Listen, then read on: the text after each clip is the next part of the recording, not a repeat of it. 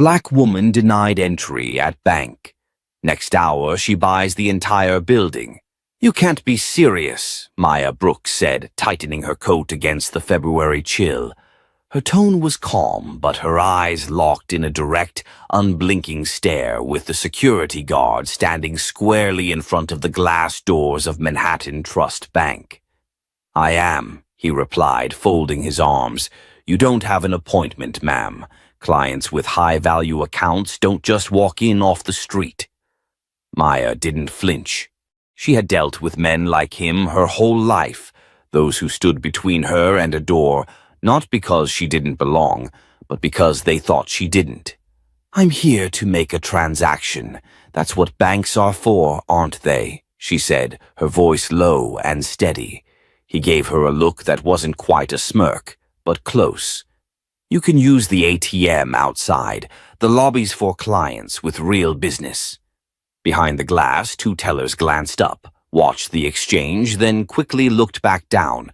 A woman in a fur coat breezed past Maya and was let in with a smile. "Excuse me," Maya called after the woman.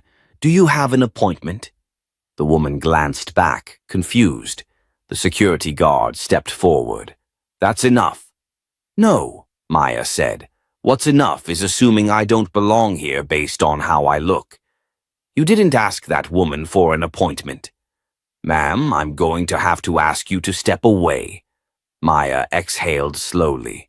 "Sure," she said, "but remember me." She turned and walked down the steps of the bank building. Her heels clicked with purpose. If anyone had been paying close attention, they might have noticed the smallest hint of a smile tugging at the corner of her mouth. She didn't call the police. She didn't shout, didn't record a viral video. She didn't need to, because she already owned more than they could imagine. They just didn't know it yet. Exactly 45 minutes later, Maya was standing on the top floor of the glass and steel high-rise adjacent to the bank. The office buzzed with tension. Phones rang. Legal aides whispered nervously. A junior associate knocked softly on the glass wall. "Miss Brooks? Everyone's in the conference room." "Good," she said, setting her coffee down and walking in. Inside the boardroom sat a group of executives, including Richard Crane, regional director for Sterling Real Estate Holdings. He was mid-sentence, flipping through a set of documents. "And as we finalize the acquisition, the bank lease terms can be reviewed. The Midtown location, I believe, has roughly 7 years remaining." He looked up and blinked. "Ms. Brooks, I'd like to accelerate that timeline. Maya said as she took her seat at the head of the table. Richard paused. "You mean the lease? They're a stable tenant?" "They're a disrespectful tenant," Maya corrected. "And they violated our standards of public conduct." She slid a folder across the table. "Starting today, Manhattan Trust has 30 days to vacate the premises." A beat of silence fell over the room. "You're evicting a major financial institution?" Richard asked, incredulous. "I'm replacing them," Maya said. Another beat. "Wait," one of the assistants said, glancing up. "You're opening a bank?" "No," Maya said, calmly sipping her coffee. "I'm opening the bank." 12 hours earlier, Maya had flown in from Atlanta on a red-eye after wrapping up a keynote speech at a Black Women in Finance summit. She was exhausted but energized. Her plan was to tour a few investment properties quietly, maybe even drop by the Midtown building she'd just added to her real estate portfolio. It had been a big year. Her fintech company had just crossed $1 billion valuation, and she'd been featured on the cover of Forbes. But this trip had taken a different turn. The security guard at Manhattan Trust had no idea he was speaking to the new owner of the building he worked in, and that was the point. Maya had chosen not to disclose her identity because she was testing something, whether the culture of discrimination was as embedded as she feared. And it was. It wasn't just about one guard or one branch. It was about the entire system who got treated with respect and who got interrogated at the door. She'd walked into that bank as a regular Black woman. and the system had responded accordingly. But now, she wasn't just going to challenge it. She was going to dismantle it. Back in the bank lobby, the security guard Walter was checking IDs again. He glanced up, confused, as a group of suited individuals approached. "You guys from corporate?" he asked. "No," the woman at the front replied, flashing a badge. "We're with the New York State Financial Oversight Division. This branch is under investigation." "What?" he blinked. "Why?" "Multiple discrimination complaints, including one filed this morning," she said, nodding toward a man carrying a box of evidence. Apparently, someone was denied entry unlawfully. Walter's face paled. You might want to sit down," she added. And just like that, the tables turned. Later that afternoon, Maya stood in the same lobby that had rejected her. But now the bank was empty, silent. The tellers were gone, the manager's desk was abandoned, and the security guard had been escorted out. She looked around slowly, thoughtfully. Then, turning to her assistant, she said, "Let's get the design team in here. I want it to feel open, welcoming, transparent." "Got it. What are we calling the new bank?" Maya paused, then smiled. "Equity first." That night, a video of Maya's quiet takeover began to trend on social media. But it wasn't about revenge, it was about change. Her caption was simple. "I didn't need to shout, I just needed a seat at the table, and then I bought the table." And beneath it, hundreds of comments poured in. "This is how you fight the system." She didn't get she got power. Imagine being that guard right now. But one comment stood out. It was from a young girl named Aaliyah. "I want to be like her." And Maya, sitting at her desk in her new headquarters, smiled. "Then I'm doing something right." The morning after Maya issued the eviction notice, the executive floors of Sterling Real Estate Holdings were in a quiet storm. Not because of the decision itself, Maya had final say over property usage and tenants, but because of how she made it. Fast, bold, and unapologetic. It shook the room, especially Richard Crane, who had assumed Maya was just another billionaire investor playing real estate like a game of Monopoly. He underestimated her. But Maya didn't come this far for her moves to be explained or justified. She came to change the board entirely. "You know, she filed the termination order without informing the board first," Richard hissed to his colleague, Emma, as they sat in the glass conference room. Emma didn't look up. "She is the board. You know that, right?" Richard scoffed, leaning back in his seat. "It's reckless. That bank has been in that building since the 1980s. Emma finally looked at him. "And it's been discriminating against black customers since the 1980s, too. Maybe that's the real problem." Across town in Harlem, Maya sat in her mother's brownstone kitchen, nursing a second cup of coffee. The house hadn't changed much since she was a girl. The worn linoleum floor, the floral curtains, the creak in the step up to the pantry. It grounded her, reminded her why she fought the way she did. "You caused a storm downtown yesterday," her mom, Diane, said as she placed a plate of eggs and toast in front of her. "Made the evening news, too." Maya smiled.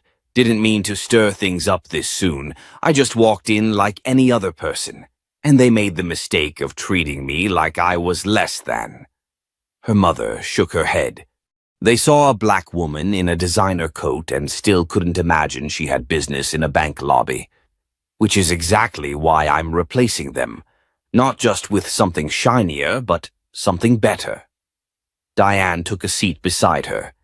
"Just make sure you don't forget who you're doing it for. You've got power now, real power. Don't let it pull you away from your purpose." Maya met her mother's gaze. "I won't. That building's just the start." Meanwhile, back at Manhattan Trust, panic was quietly unraveling. Inside the regional manager's office, William Harper was on his third call of the hour, his tie loosened, voice tight with urgency. "You're telling me she owns the building," he said into the phone, pacing. "Why wasn't I informed of this acquisition?" The voice on the other end replied with a clipped tone. You were. An internal memo was sent 6 weeks ago. Maybe if you read something that didn't have a Chase logo on it, you'd know that. William gritted his teeth. Look, we can't just be evicted without cause. We've had a standing lease for 7 years. There was a pause. You might want to read that lease again. There's a clause about conduct, public reputation. You violated it. You're lucky she didn't file suit. He hung up. For the first time in a long while, William Harper didn't feel like the man in charge, and that terrified him. As the day unfolded, word of Maya's ownership spread like wildfire across social media and news outlets. Articles sprang up. Fintech mogul evicts discriminatory bank, launches inclusive alternative. Maya Brooks sends shockwaves through Wall Street. In offices, barbershops, college dorms, and Twitter threads, her story resonated.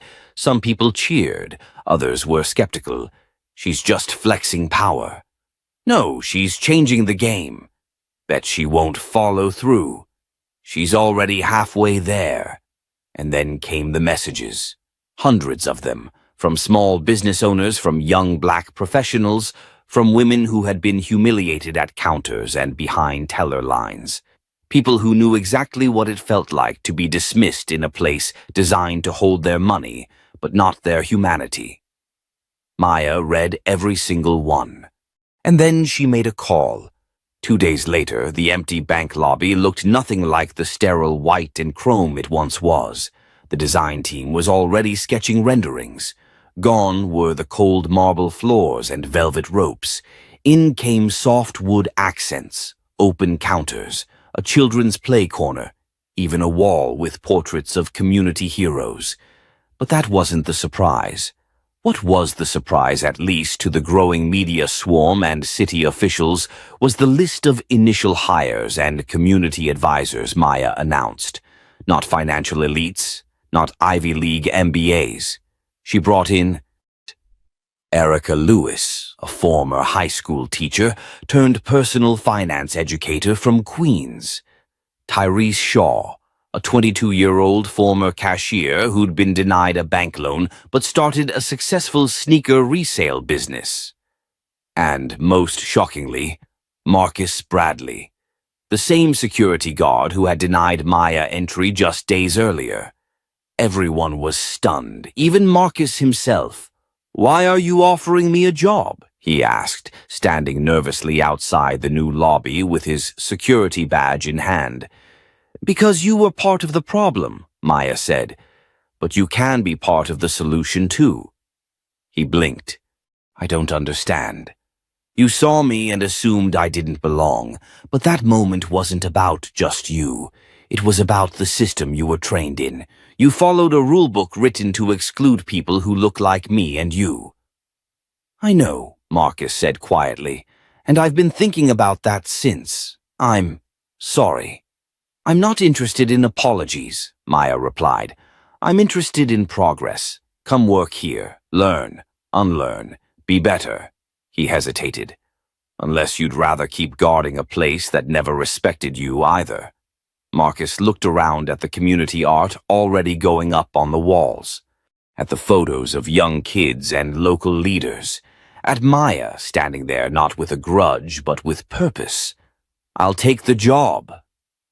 Later that evening, Maya hosted a small press briefing outside the soon-to-be Equity First building. "You could have sued them, taken it to the press, made them grovel," one journalist said. "Why go through all this effort instead?" Maya smiled. "I don't want their apology. I want the next black woman who walks into a bank to be met with respect, not suspicion. I want my niece to open a business account without being talked down to. I want systems that work for us, not just around us." And then came the twist that no one had expected. She wasn't just opening one bank. She was launching 5 more across the city in the next year, funded by private investment, staffed by community leaders, focused on financial literacy, small business loans, and dignity-first service. A quiet gasp rippled through the crowd. Financial justice isn't just a dream, Maya said. It's the next chapter.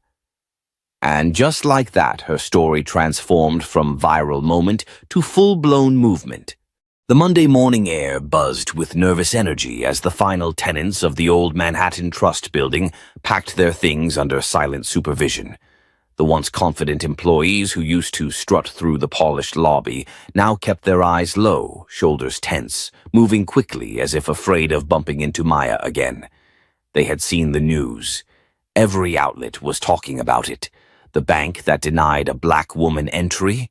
She now owned the building, and not just the building, she was turning it into something that would redefine what banking meant in underserved communities.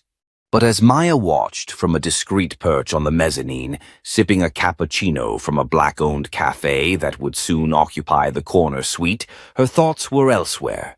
She wasn't thinking about headlines or hashtags. She was thinking about the board. Because while the public praised her, the real sharks hadn't spoken yet. She was about to hear from them. "Are you sure about this?" Devin asked as they rode the elevator to the top floor. He was her oldest friend, now her general counsel, and had been with her since she pitched her first startup idea from a Harlem co-working space with a whiteboard and a prayer. "I've never been more sure of anything," Maya replied, her tone calm but resolute. "But they're going to fight this. Hard." He nodded. "They always do when a black woman disrupts the system." The elevator doors slid open to reveal a sleek glass boardroom where 10 powerful stakeholders in Sterling Real Estate Holdings waited, all older, all white, all looking like they'd rather be anywhere else. Maya walked in like she owned the place, because she did. Not through inheritance or favors, but through brilliant investments, smart partnerships, and a fierce belief that power meant nothing unless you used it to dismantle barriers. "Miss Brooks," said Richard Crane without even bothering to rise, "we've reviewed your eviction decision. It was bold." "That's one word for it," Maya said as she took a seat at the head of the table. "Another would be overdue," Richard smirked. "You've stirred a lot of media buzz, I'll give you that. But do you understand what you've put at risk? That bank was a legacy tenant. A legacy of exclusion, racial profiling, and systemic disrespect," she shot back. "We don't need tenants like that." An older woman, Vivian Nash, leaned forward, her tone dripping with concern disguised as condescension. "Maya, darling, let's not forget this is still a business. You're trying to build a community bank in Midtown Manhattan? That's not realistic. And replacing a major financial institution with whatever this is? Investors are nervous." Maya leaned in, her voice steady but sharp. "Then they should be, because what's coming isn't business as usual. It's not about comfort, it's about justice. And if anyone in this room has a problem with that, you're welcome to sell your shares." Silence. No one moved. Because the truth was, Maya had positioned herself too well. Her voting power was unmatched, her leverage unshakable. She didn't just win the game, she rewrote the rules. Later that evening, as Maya rode home in her black SUV, Devin handed her a folder. "What's this?" she asked. "Background check on Harper, the bank manager." She raised an eyebrow. "You think he's hiding something?" "I don't think, I know." Inside the file were pages of internal complaints filed by former employees and customers. Patterns of discriminatory lending, selective customer service, even flagged audio from a training session where Harper joked about spotting the broke ones by their shoes. Maya's jaw clenched. "How long has this been going on?" "Years," Devin said. "The bank settled quietly with at least 3 former employees, all women of color, all forced to sign NDAs. She looked out the window, watching the city blur past. "This isn't just about a bad customer experience," she whispered. "This is a disease." Devin nodded. "And you're the cure." Meanwhile, across the city, William Harper sat in his brownstone, scrolling furiously through his phone. The press had turned against him. His LinkedIn inbox was flooded with angry messages. He had already received a call from HR at corporate. His job was hanging by a thread. And then came the knock. He opened the door to find a man in a dark suit holding an envelope. "What's this?" Harper barked. "You've been served," the man replied, before walking away.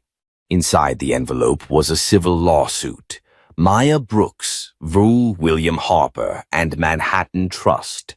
Grounds: racial discrimination, violation of civil rights, retaliatory practices. His hands trembled as he read the pages, and for the first time in a long while he realized he wasn't untouchable anymore.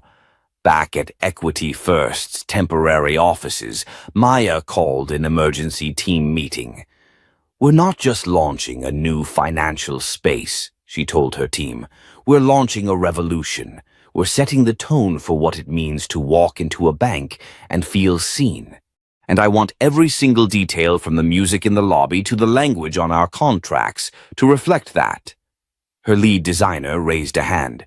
"We've been looking into integrating local artist murals, maybe quotes from community leaders on the walls."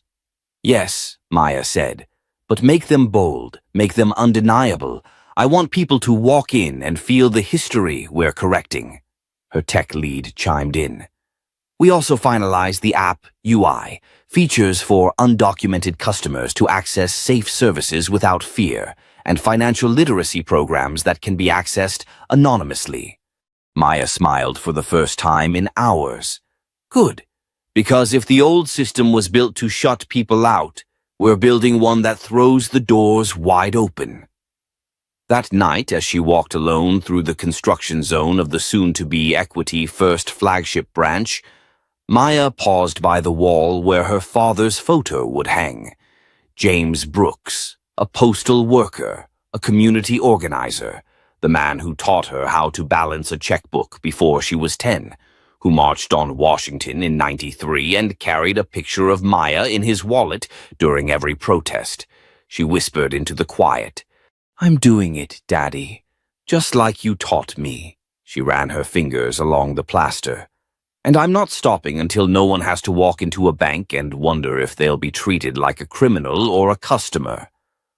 Behind her, Devon's voice broke the silence. "We've got another issue," she turned. "There's talk of a counter-campaign, whispers from downtown execs. They're not happy. They're talking lawsuits, negative pour pulling out of future investments." Maya didn't flinch. Let them talk. Let them sue. Let them burn their own foundations to the ground. She walked toward him, shoulders squared. "They've been building walls for centuries. I'm just here to make sure we don't climb over them anymore." She looked back at the rising space behind her, still dusty, still unfinished, but filled with a vision so clear it felt inevitable. This wasn't just a bank. It was a battle cry. And Maya Brooks wasn't just the face of the movement. She was the fire beneath it. "Excuse me, ma'am, do you need help locating the customer service line?" Naomi turned from the window where she'd been quietly observing the branch operations. The question had come from a sharply dressed white man in his 40s, slick hair, designer suit, smug smile. His tone was smooth, but there was an undercurrent of superiority that Naomi had heard her whole life. "I'm good," she replied, her voice calm and even. "Just observing." "I see," he said, giving her a once-over that barely hid his judgment. "This area is reserved for authorized personnel. Unless you're with one of our vendors, I'm going to have to ask you to step outside." "I'm not with a vendor," Naomi said, "but I'm not leaving." The man's smile thinned. "And you are?" Before Naomi could answer, a woman's voice cut through the tension. "Mr. Callahan," said a middle-aged black woman stepping into the corridor with a nervous look. "That's the woman I was telling you about. She was asking for branch blueprints and staff schedules. I didn't feel comfortable answering." Callahan's eyebrows shot up. "Ma'am, unless you have an appointment with corporate, I suggest you leave immediately before we involve security." Naomi looked him square in the eyes. "Do that. Call security, please," She folded her arms, completely unfazed. A silence stretched, awkward and heavy. "What exactly are you trying to accomplish here?" Callahan asked, now visibly irritated. Naomi pulled a crisp envelope from her leather bag and handed it to him. "This is a formal letter of intent. I've made an offer on this property, along with the adjacent lots. Ownership will transfer within 72 hours. Callahan blinked. "What?" "I'm buying the building," Naomi said flatly, "and as of next week, you'll be reporting to me." For a full 5 seconds, no one said anything. Then Callahan burst out laughing. "You? You're buying the building? Okay, ma'am, you've had your fun. But if you don't leave now, I'll make that call." Naomi didn't flinch. Make the call. He did. 2 uniformed officers arrived 15 minutes later, one of them immediately recognizing Naomi. "Ms. Carter?" Officer Landon asked with uncertainty. "Is everything all right?" "She was trespassing," Callahan said quickly. "We need her escorted out." Landon glanced at his partner, then at Naomi. "Sir, this woman owns Carter Holdings. She just acquired the building across the street last month." Callahan's face drained of color. "What?" Naomi turned to Landon, her voice still composed. "I'd like you to escort Mr. Callahan off the property. He just threatened to have the new owner removed from her own building." There was a beat of silence before Landon gave a low whistle. "Understood."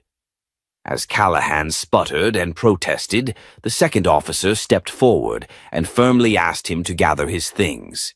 Staff members began peeking around corners, whispers spreading like wildfire. Naomi stood quietly as Callahan was led out in disbelief, but that wasn't the twist. As she turned to leave, Naomi saw a young Latina woman, no more than 25, standing near the entrance, tears in her eyes. "Thank you," the woman whispered. "I saw what happened to you yesterday. They do that to people like us all the time, but no one ever fights back." Naomi softened. "What's your name?" "Isabel," she said. "I'm an intern. They barely acknowledge me." "Not anymore," Naomi said. "Starting next week, you'll be my assistant, full-time, salaried." Isabel gasped, hands covering her mouth. "Are you serious?" Naomi smiled. "Dead serious." As she walked out of the bank that had once rejected her, Naomi felt the stares and silence trail behind her. But this time it wasn't pity. It was respect, fear, and something else. Change. Outside, her driver opened the door of a black SUV. As Naomi got in, she pulled out her phone. "Angela, I need you to bump up the meeting with City Council," she said. "This branch isn't the only one. It's time we talk about systemic access to capital in marginalized neighborhoods." Angela's voice on the other end was sharp and ready. "Already in motion." Naomi looked back at the building through the tinted glass. She didn't just buy a bank. She was about to flip the entire financial system on its head. It had only been 4 days since Naomi's stunning confrontation at the bank, but the ripple effects were already being felt across the city's financial sector. Inside the former branch office, now temporarily shut down for renovations, contractors were removing outdated signage and replacing it with sleek panels bearing the name Carter Financial Access Initiative. The move was bold, swift, and calculated. Naomi didn't just want to own the building, she wanted to transform it. But while her public victory sparked headlines and applause from progressive circles, the backlash was already building.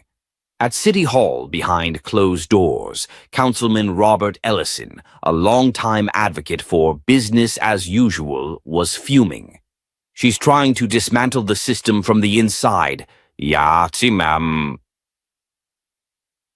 he snapped, slamming a stack of documents on the table in a private meeting. "You don't just buy a building and change the rules of banking." Across the table, a balding, tight-lipped man in a navy blue suit raised an eyebrow. "She's within her rights." She's disrupting everything, Ellison said. Minority lending requirements, corporate partnerships, even our ties with South Bank and Empire Union. She's a wildfire. The man in blue gave a slow, deliberate nod. Then we put it out. Meanwhile, Naomi sat across from a group of local business owners in a community center not far from where she grew up. I'm not here to hand out favors, she said firmly, scanning the room. I'm here to build a network. If you've got ideas, businesses, solutions, we're going to find ways to fund them. But you'll be held accountable just like anyone else. Excellence is the standard, not pity. The room erupted in quiet nods and murmurs of agreement. From the back, an older woman raised her hand. Miss Carter, do you really think one building, one bank is enough to fight what we've been dealing with for generations? Naomi took a breath. No. That's why this isn't about one building. This is a blueprint. I plan to replicate this model across underserved neighborhoods in the state, but I need partners who are ready.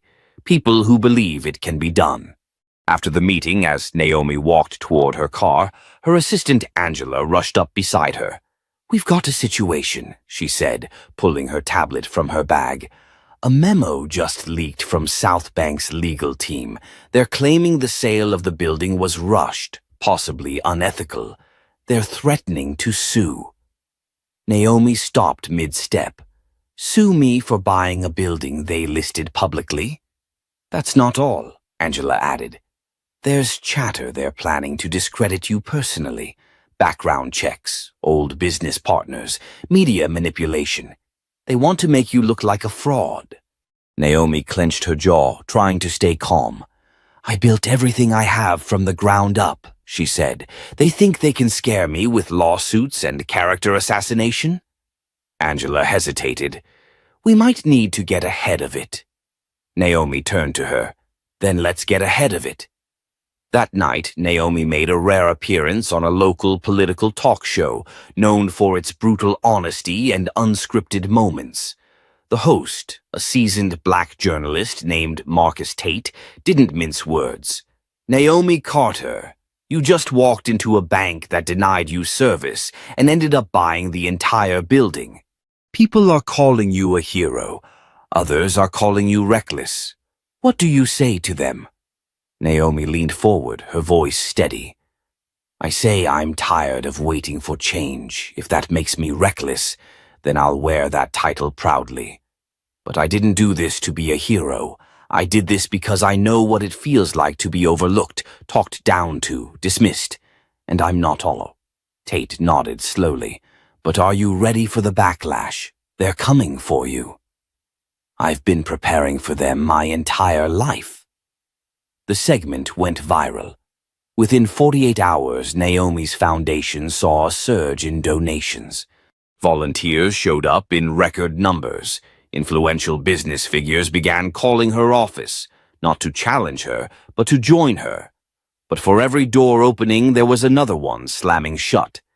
Naomi's phone rang just past midnight. Naomi? It's Reggie. Her old college friend and current corporate attorney sounded shaken. They're going after your father. Naomi went still. What are you talking about? Somebody's feeding a story to the press. They're digging up your dad's criminal record from the 80s, saying he was tied to a money laundering scheme when he worked security for a nightclub. They're trying to use that to question the legitimacy of your early funding. Naomi's hand tightened around the phone. He was exonerated, she said, voice low and cold. They sealed those records. Doesn't matter, they're spinning it. Naomi didn't speak for a moment. When she finally did, her voice was steel. Then it's time I tell the story myself. The next morning, Naomi held a press conference outside the newly acquired branch. She stood alone, no podium, no script, just a mic and the truth. My father made mistakes, but he was also a man who walked away from the streets, worked double shifts to raise his family, and taught me everything I know about resilience. If you want to attack someone, attack me. but don't drag a good man's name through the mud because you're afraid of a woman owning a bank." The crowd was silent at first. Then, slowly, applause began. Then cheers. Reporters scrambled to capture every word, every tear she didn't let fall. Naomi walked off the steps, back straight, eyes ahead. This fight was no longer about a building or a bank. It was about a system. And she had just made it clear she wasn't backing down. Rain pelted the city like a warning shot from the sky. Inside her downtown apartment, Naomi Carter stood barefoot at the window, watching streaks of lightning dance across the skyline. The city felt different now, less like a place she lived in, more like a battlefield she was constantly trying to survive. Each move forward came with a counterattack, each win met with an attempt to strip her bare.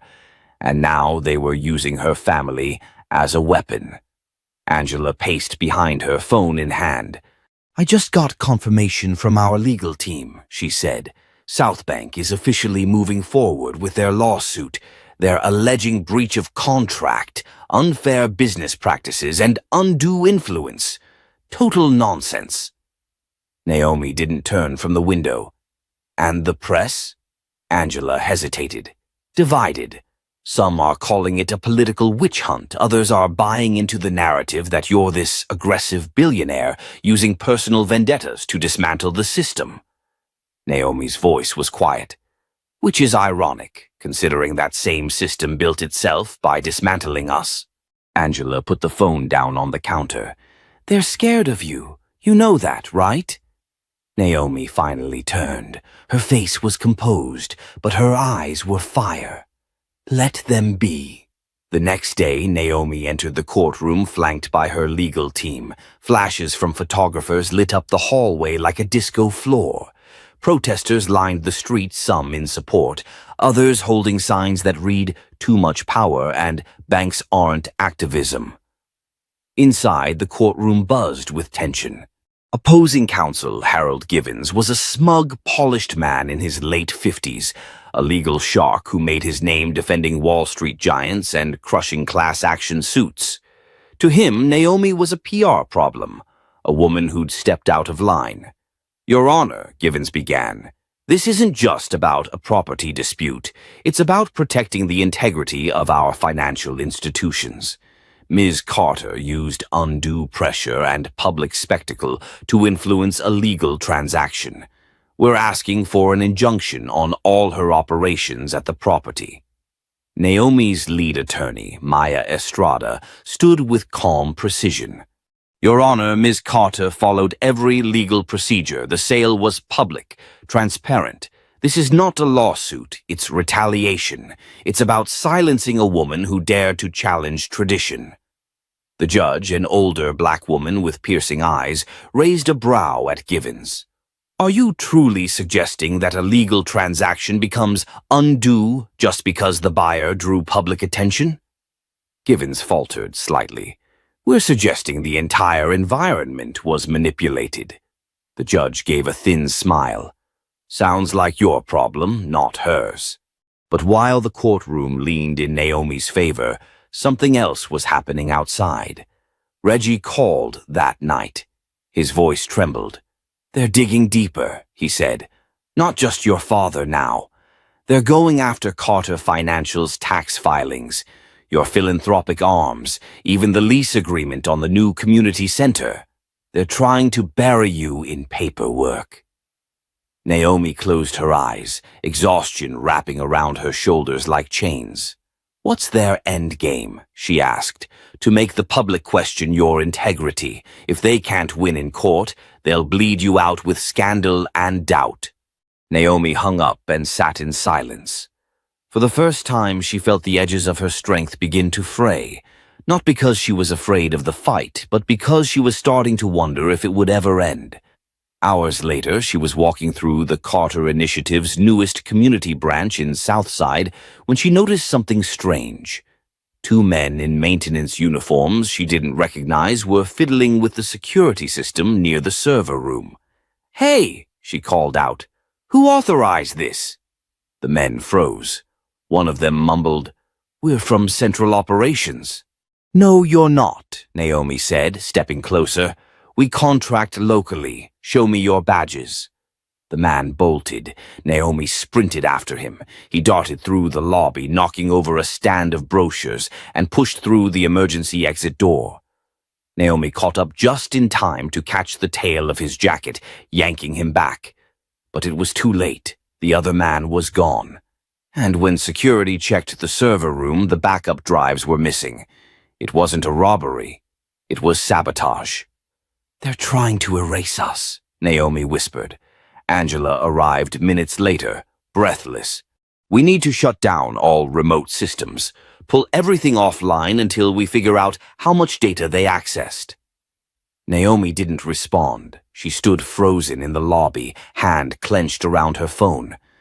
They're not just fighting back, she finally said. They're going nuclear. Angela stared at her.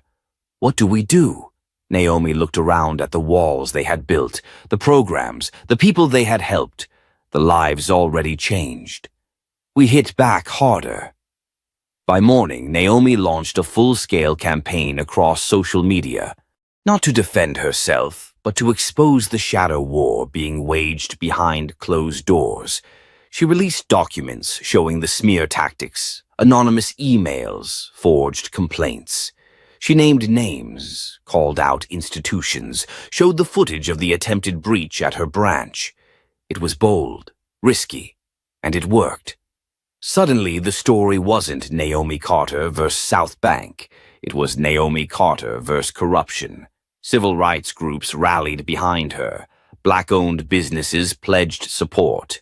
Even a few high-profile celebrities reshared her video, calling it the speech of a generation. But with every move forward, Naomi knew the final confrontation was coming. She didn't just need to defend her name. She needed to burn down the lie that power only belonged to the privileged, and she was ready to light the match. Naomi had never felt fear like this, not when she stood in boardrooms full of men determined to belittle her. Not when she walked into the courtroom knowing half the jury had already judged her. Not even when the racist landlord tried to throw her out on the sidewalk like she didn't own the whole damn building. But tonight was different, because this time the attack was aimed at everything she'd built and everyone who depended on her. The break-in wasn't just about missing data. It was a threat, a message, a declaration of war. At 2:14 a.m., Naomi sat in her home office, the glow of her monitors casting long shadows across the room. Her laptop screen showed line after line of code and logs from the breach. Angela was on the couch, half asleep, holding a mug of coffee that had gone cold an hour ago. They accessed our community grant files, Naomi said quietly. They know every single person we've funded. Every local org, every leader we've partnered with. Angela sat up straighter. They're building a target list. Naomi nodded. They want to scare people away from standing with us. Then we go public with it. Name every damn one of them.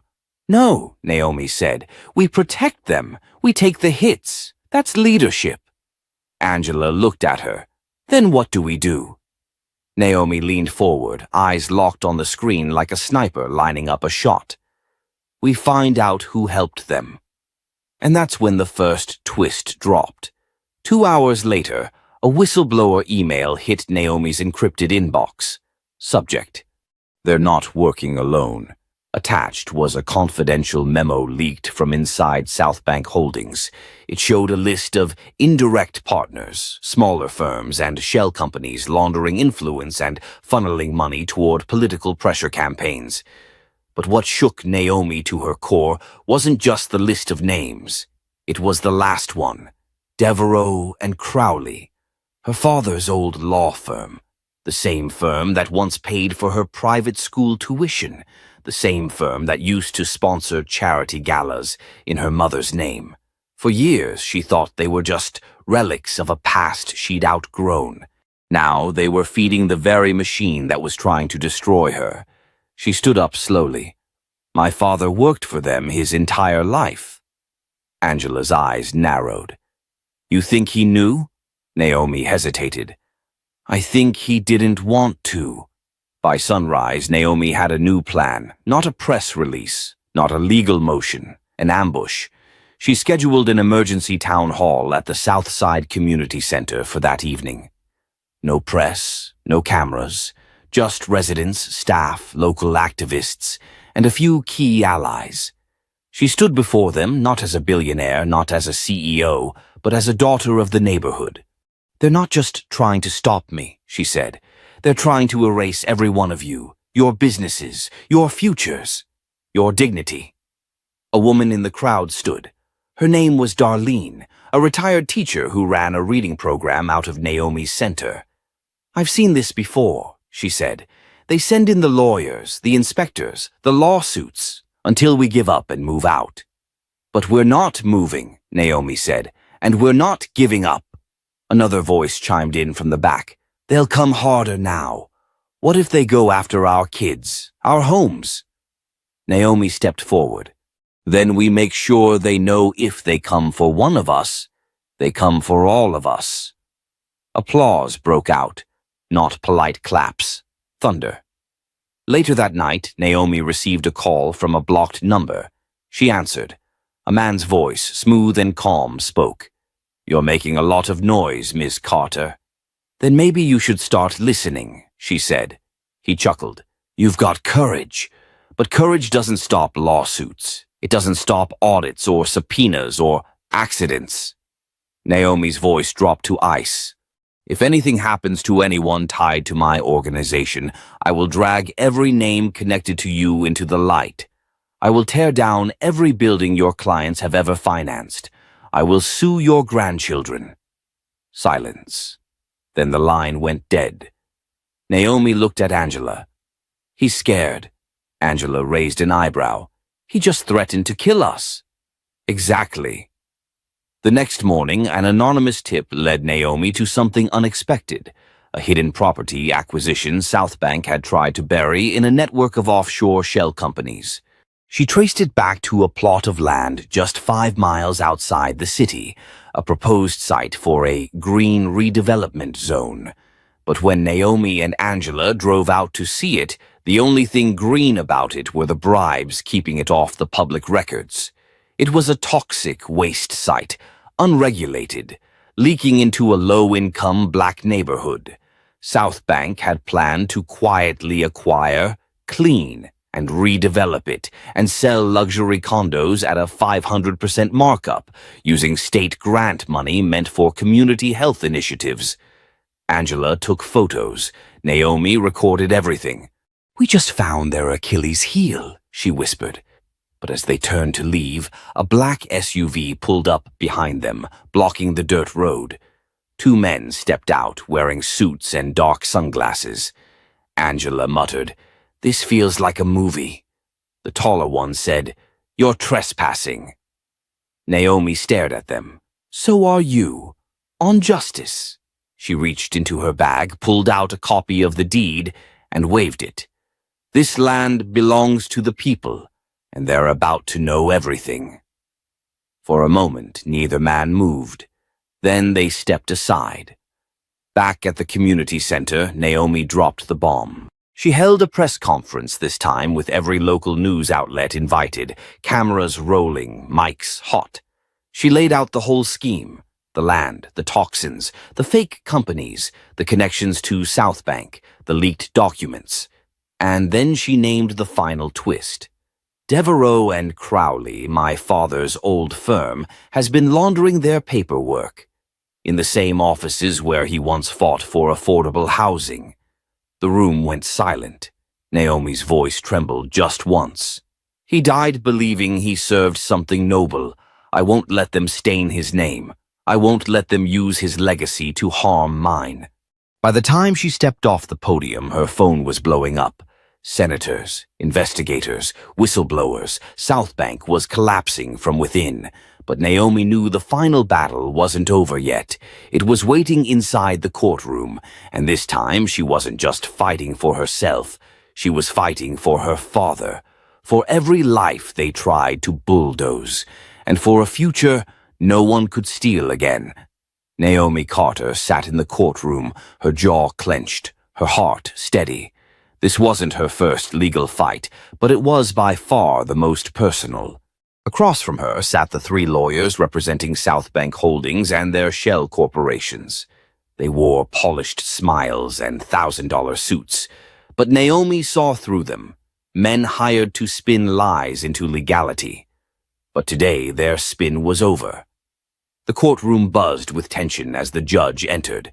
Naomi glanced around. The gallery was packed activists, journalists, former tenants, non-profit leaders, even a few wary political figures. All of them had followed Naomi's journey, and now they were here to witness how it would end. Angela leaned over and whispered, "You ready to bury these clowns?" Naomi didn't smile. "I'm ready to speak for every voice they tried to silence." The trial had moved quickly, thanks to the mountain of evidence Naomi and her team had exposed.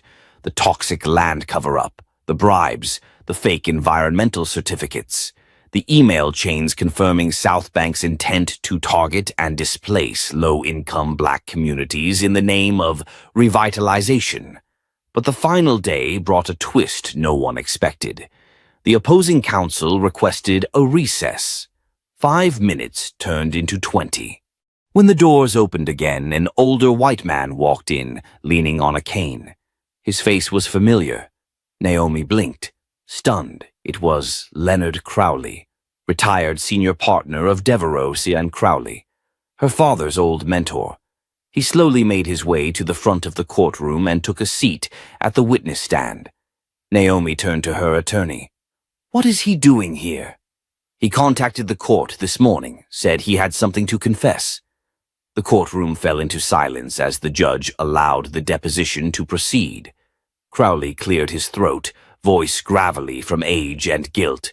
"For the record, I'm here to testify voluntarily and against the firm I helped build." He looked directly at Naomi. "Your father, Naomi, was the most principled man I ever met. He didn't know the truth about our financial clients. He never would have stayed if he had." Naomi stared, frozen. Crowley continued. "When he died, I inherited all his fields. I kept them sealed, out of shame. But when I saw what these people were doing, dragging his name through the mud, using our firm to funnel dirty money, I knew I couldn't stay silent." He pulled out a stack of folders. "Inside these are contracts, ledgers, bank memos, all signed under fake corporate names. I was there, I approved them, and I knew it was wrong." The courtroom erupted. Naomi felt her knees go weak, but she stayed upright. Crowley's confession wasn't just a bombshell, it was a reckoning, a redemption, for her father, for the people of the South Side, for every story buried by corporate silence. By noon, the judge declared a full investigation into Devereaux and Crowley, frozen the assets of South Bank Holdings, and unsealed the case for federal review. Civil and criminal charges would follow. Outside the courthouse, Naomi was swarmed by reporters. "Naomi, what do you say to people who think you just got lucky with the evidence? Would you consider running for public office after this? Was it personal or justice?" Naomi raised a hand, silencing them. "This was never about luck. This was about truth. It was about fighting for the people no one listens to, and I didn't do it alone. We built this together." The crowd cheered. Angela stepped beside her. "You just took down $1 billion empire." Naomi looked across the street at the South Side Housing Center. Kids were playing on the sidewalk. Murals covered the walls. Life had returned. "No," she said quietly, "we just reclaimed our future." A few weeks later, Naomi held a ceremony in honor of her father.